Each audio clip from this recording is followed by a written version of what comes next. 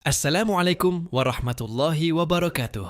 Sahabat Lentera Kisah, pernah nggak kamu membayangkan sebuah kota yang ramai, penuh kehidupan, penuh tawa, lalu suatu hari hilang? Bukan karena perang, bukan karena wabah, tapi karena keputusan dari langit. Angin yang biasanya sepoi-sepoi berubah menjadi penghancur. Air yang biasanya memberi kehidupan berubah menjadi kuburan massal. Dan yang paling menakutkan bukan azabnya, tapi fakta bahwa sebelum azab itu turun, mereka merasa aman. Tidak ada satu kaum pun yang dihancurkan tanpa peringatan. Allah tidak pernah menzalimi hambanya.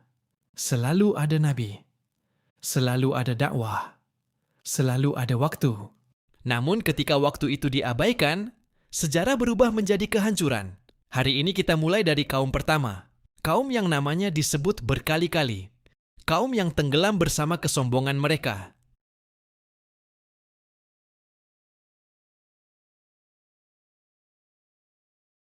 Bayangkan seorang lelaki tua berdiri di tengah pasar. Wajahnya penuh kesabaran. Matanya tidak marah, hanya sedih. Namanya Nuh. Ia berkata dengan lembut, "Wahai kaumku, sembahlah Allah. Tinggalkan berhala-berhala itu." Awalnya mereka hanya mengabaikan. Lalu mereka mulai mengejek. Lalu mereka mulai memusuhi. Anak muda menertawakan. Orang tua menggelengkan kepala. Para pemuka berkata, "Dia hanya manusia biasa seperti kita." Hari berganti bulan, bulan berganti tahun, tahun berganti abad, 950 tahun. Coba bayangkan, berapa banyak generasi yang lahir dan mati dalam waktu itu. Dan Nuh tetap berdiri, tetap berbicara, tetap berharap. Namun semakin lama, yang tersisa hanyalah segelintir orang beriman. Suatu hari, Allah memerintahkannya membangun bahtera. Di mana? Di daratan kering. Tanpa sungai. Tanpa laut.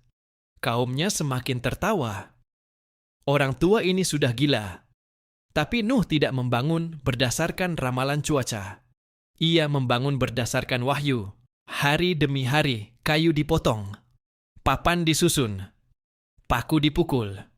Di tengah cemoohan, lalu suatu hari, langit berubah. Awan hitam menggulung. Udara terasa berat.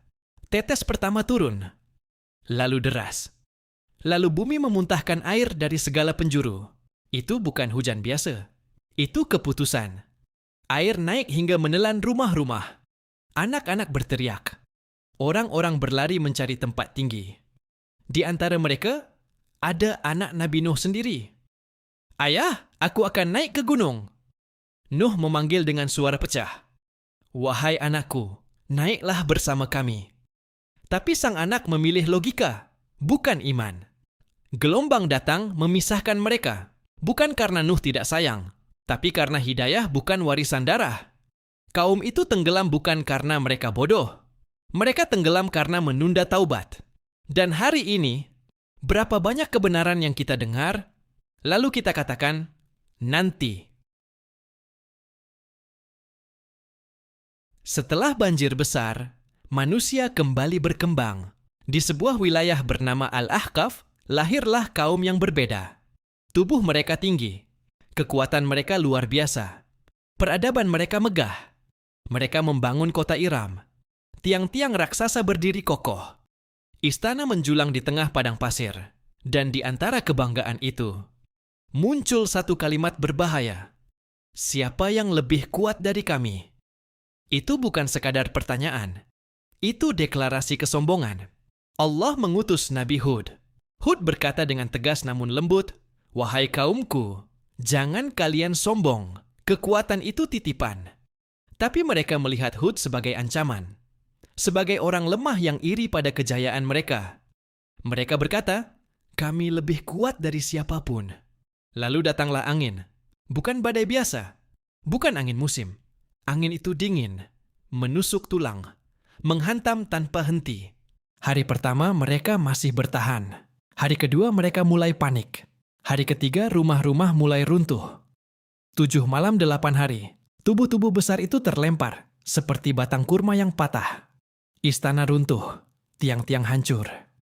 Kota megah berubah menjadi kuburan sunyi. Yang tersisa hanyalah pasir dan pelajaran. Kesombongan tidak pernah langsung menghancurkan. Ia tumbuh pelan. Ia membuat manusia merasa kebal. Sampai suatu hari, Allah menunjukkan siapa yang benar-benar kuat. Kalau pada kaum Nuh dan Ad, kita melihat kesombongan yang terang-terangan, maka pada kaum berikutnya, kesombongan itu lebih halus, lebih cerdas, lebih sistematis, lebih modern kalau kita mau jujur, dan justru itu yang membuatnya lebih berbahaya. Tsamud bukan kaum yang tertinggal. Mereka insinyur terbaik di zamannya. Mereka memahat gunung menjadi rumah. Batu yang keras mereka jadikan istana. Rumah-rumah mereka bukan tenda, bukan kayu rapuh, tapi gunung itu sendiri. Bayangkan rasa aman yang mereka miliki. Kita tinggal di batu. Apa yang bisa menghancurkan kita? Ketika Nabi Syalih datang, mereka sebenarnya mengenalnya. Ia bukan orang asing. Ia bagian dari mereka. Namun ketika Syalih berkata, "Sembahlah Allah dan tinggalkan kesombongan," mereka merasa terganggu. Para pembesar berkata, "Apakah kita harus mengikuti orang ini?" Mereka tidak langsung menolak. Mereka menantang. "Jika kau benar utusan Allah, datangkan mukjizat." Dan Allah datangkan mukjizat yang tidak masuk akal. Seekor unta betina keluar dari batu besar. Hidup, bernapas, berjalan di hadapan mereka. Itu bukan sihir, itu bukan trik visual, itu tanda. Unta itu diberi aturan. Oh, ia punya giliran minum. Dan mereka punya giliran. Tapi hati yang sudah keras tidak melihat mukjizat sebagai petunjuk. Ia melihatnya sebagai ancaman. Sebagian dari mereka mulai berbisik, "Kalau kita biarkan ini, orang-orang akan mengikuti Syalih." Dan mereka merencanakan pembunuhan. Bukan pembunuhan terhadap Nabi, tapi terhadap mukjizat. Mereka sembelih unta itu dengan bangga, seolah mereka telah memenangkan sesuatu. Nabi Syalih menangis, bukan karena unta, tapi karena mereka telah menandatangani kehancuran mereka sendiri. "Tinggallah kalian 3 hari lagi." 3 hari, bayangkan, mengetahui bahwa 3 hari lagi segalanya akan berakhir. Hari pertama mereka masih tertawa. Hari kedua mulai gelisah. Hari ketiga, langit seakan terbelah. Suara keras mengguncang, bumi bergetar. Rumah-rumah batu yang mereka banggakan tidak mampu menyelamatkan mereka. Mereka mati di dalam rumah mereka sendiri. Ilmu tanpa iman melahirkan kesombongan yang merasa tidak butuh Tuhan. Dan bukankah hari ini manusia juga mulai berkata, "Kita sudah maju. Kita sudah modern." Tsamud pernah berkata hal yang sama. Jika Tsamud dihancurkan karena membunuh mukjizat, maka kaum Lut dihancurkan karena membunuh rasa malu. Di negeri itu, dosa bukan lagi sembunyi-sembunyi. Ia dipamerkan, dibanggakan, dijadikan identitas. Perbuatan yang belum pernah dilakukan umat sebelumnya, mereka lakukan tanpa rasa bersalah. Nabi Lut berdiri di tengah mereka dengan hati hancur. Apakah kalian melakukan perbuatan keji yang belum pernah dilakukan oleh siapapun sebelum kalian? Jawaban mereka bukan taubat. Jawaban mereka adalah usir Lut dan pengikutnya. Mereka orang-orang yang sok suci. Kalimat itu terdengar familiar ya, sahabat Lentera Kisah? Ketika orang mengingatkan, ia dituduh merasa paling benar.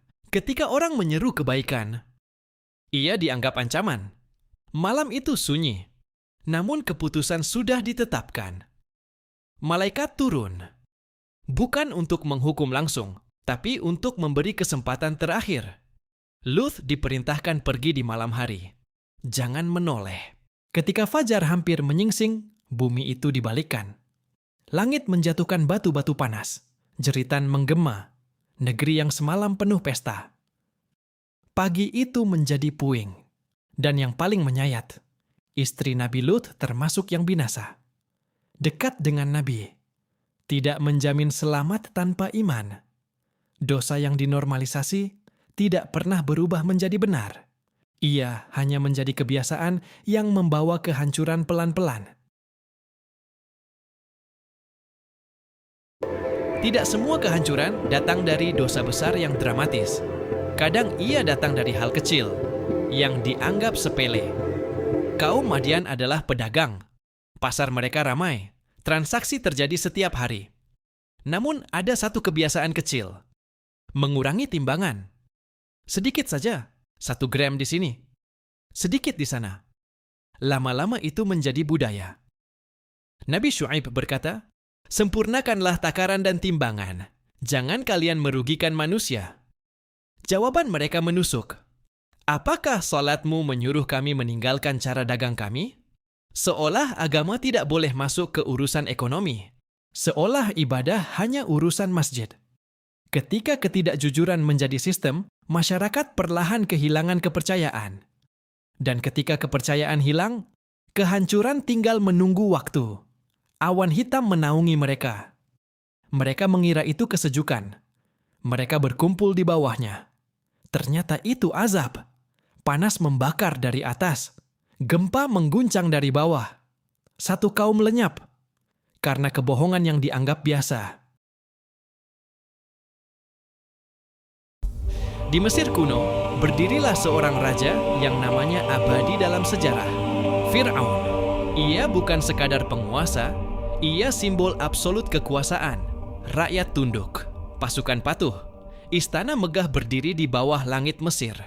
Namun kekuasaan yang terlalu lama dipegang bisa berubah menjadi racun. Fir'aun melihat dirinya bukan lagi sebagai hamba. Ia melihat dirinya sebagai penguasa hidup dan mati. Ia berkata dengan sombong, "Aku adalah Tuhan kalian yang paling tinggi." Bayangkan betapa tebalnya tirai kesombongan sampai seseorang bisa mengucapkan itu. Ia membunuh bayi laki-laki Bani Israel. Ia memperbudak manusia. Ia menindas tanpa rasa takut. Dan di tengah keangkuhan itu, lahirlah seorang bayi di bawah ancaman pembunuhan. Namanya Musa. Allah membesarkannya justru di istana Fir'aun. Ironi terbesar dalam sejarah. Ketika Musa kembali sebagai nabi, ia tidak datang dengan pasukan, ia datang dengan tongkat. Fir'aun menertawakan. Namun ketika tongkat itu berubah menjadi ular besar, para penyihir Mesir tahu ini bukan sihir biasa. Mereka sujud. Fir'aun murka, bukan karena kalah, tapi karena kehilangan kendali. Kesombongan tidak pernah mau kalah dengan cara terhormat. Ia lebih memilih menghancurkan segalanya. Lalu datanglah malam yang menentukan. Di depan Bani Israel terbentang laut. Di belakang mereka pasukan Fir'aun. Manusia biasa akan berkata, "Kita sudah selesai." Namun Musa berkata, "Sekali-kali tidak. Tuhanku bersamaku." Tongkat diangkat. Laut terbelah. Bukan retak kecil. Bukan celah sempit. 2 dinding air berdiri tinggi seperti gunung. Bani Israel menyeberang. Fir'aun melihat mukjizat dengan mata kepala sendiri. Ini kesempatan terakhirnya untuk berhenti. Tapi kesombongan berkata, "Kejar." Ia masuk ke dasar laut. Dan ketika pasukan terakhir hampir mencapai seberang, laut kembali menyatu. Air menutup. Jeritan tenggelam dalam ombak. Di detik-detik terakhir, Fir'aun berkata, "Aku beriman." Tapi iman di ujung nyawa. Bukan taubat. Itu ketakutan. Jasadnya diselamatkan. Bukan untuk dihormati. Tapi untuk menjadi pelajaran. Kekuasaan tanpa rasa takut kepada Allah selalu berakhir dalam kehinaan. Tidak semua azab datang karena syirik besar. Kadang ia datang karena licik. Allah memerintahkan sebagian Bani Israel untuk tidak berburu pada hari Sabtu. Itu ujian ketaatan. Dan justru pada hari Sabtu, ikan-ikan muncul banyak di permukaan. Ujian itu terasa berat. Mereka tidak langsung melanggar terang-terangan. Mereka mencari celah. Mereka pasang jaring di hari Jumat. Ikan terperangkap di hari Sabtu. Lalu mereka ambil di hari Ahad. Secara teknis, mereka merasa tidak melanggar. Secara hati, mereka tahu. Inilah bentuk pembangkangan paling halus. Bukan menolak hukum Tuhan, tapi memanipulasinya. Dan sebagian dari mereka diubah menjadi kera. Itu bukan sekadar hukuman fisik, itu simbol kehinaan.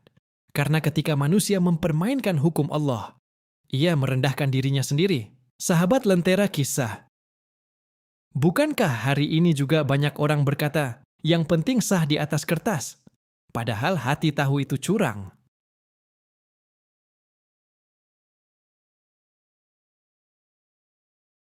Sekarang mari kita mundur sejenak. Nuh dihancurkan karena penolakan panjang. Ad karena kesombongan kekuatan. Samud karena membunuh mukjizat. Kaum Lut karena menormalisasi dosa. Madian karena ketidakjujuran. Fir'aun karena kekuasaan yang membutakan. Sebagian Bani Israel karena mempermainkan hukum. Berbeda-beda, namun akarnya sama. Merasa aman dari Allah. Dan itu kalimat yang paling berbahaya. Karena azab tidak pernah datang saat manusia merasa takut. Ia datang saat manusia merasa tidak mungkin dihukum. Hari ini mungkin tidak ada hujan batu. Tidak ada laut terbelah. Tapi kehancuran bisa datang dalam bentuk lain. Hati yang mati. Masyarakat yang rusak. Keadilan yang hilang. Kepercayaan yang runtuh. Allah tidak pernah zalim. Setiap kaum diberi waktu, diberi nabi, diberi peringatan. Dan selama kita masih bisa mendengar kisah ini, itu artinya pintu taubat masih terbuka. Pertanyaannya bukan, apakah azab akan datang? Pertanyaannya adalah, apakah kita mau berubah sebelum sejarah terulang? Karena sejarah tidak pernah hilang. Ia hanya berganti generasi. Dan semoga kita bukan generasi yang membaca kisah kehancuran, lalu dengan sadar berjalan ke arah yang sama. Wallahu a'lam bish syawab.